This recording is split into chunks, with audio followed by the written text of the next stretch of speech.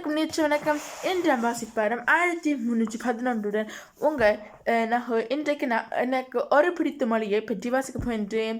எனக்கு பிடித்த மொழி ஜெர்மன், தமிழ், இத்திரன், ஆங்கிலம் ஆகும். இது முதலாம் இடத்தில் ஜெர்மன் மொழியும் தொடர்ச்சியாக தமிழ் மொழியும் ஆங்கில மொழி ஆகும். ஜெர்மன் மொழி 105 மில்லியன் மக்களுக்கு தாய்மொழியாக உள்ளது. 80 மில்லியன் மக்களுக்கு இது இரண்டாம் அல்லது வேற்றுமொழியாக இருக்கிறது. முதல் 850 ஆண்டில் அல்ட் ஹோச்டவுச் என்ற ஜெர்மன் மொழி உருவாகியது.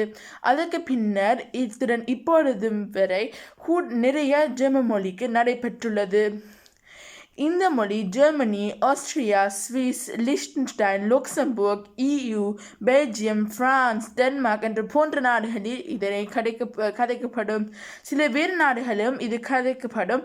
ஆனால் இது நாட்டு மொழியாக கூறப்படாது.